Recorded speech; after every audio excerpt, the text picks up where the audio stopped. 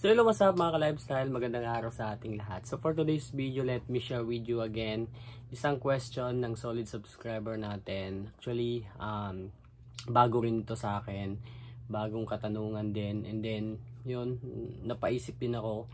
Actually mga ka-lifestyle, hindi ko pa ito na-try, and I hope sa mga makaka-relate or sa mga naka-experience na ganitong klaseng scenario na gusto nyong magbayad pero yun na nga, hindi nyo inaasahan, hindi nyo sinasadya na nawala yung SIM card na ginagamit nyo sa loan. So hindi mo alam kung paano ibayad kasi actually kailangan po talaga ng number natin, no? Kailangan natin i-login yun, then kailangan natin ng OTP.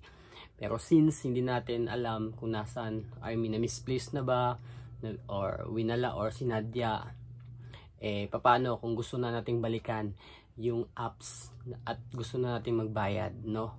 Paano, anong gagawin natin? So sa mga nakaka-experience ng ganitong klaseng scenario, comment down below kung ano yung ginagawa nyo, kung paano nyo na-recover and paano kayo nakapagbayad sa mga apps na na-abandon nyo and then binalikan nyo suddenly without na yung old number na ginagamit nyo dati sa paglo-loan sa mga OLA na to.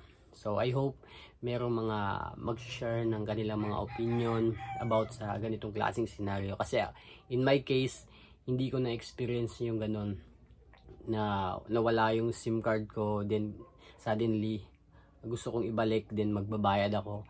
Hindi ko na-experience yun. So sa mga naka-experience ng ganitong klaseng incident or scenario, please comment down below para masagot natin yung katanungan ng mga ibang solid subscriber natin na naka-experience ng ganitong klaseng incident.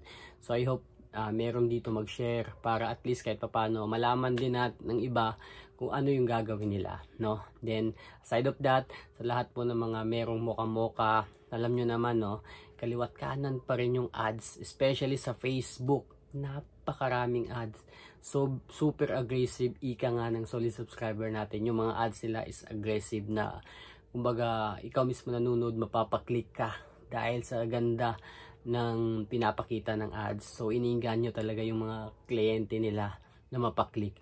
So ganun pa man, nasa sa inyo pa rin yan kung maniniwala kayo sa hindi. Sinasabing 0% pero in the end ang laki ng interest, no?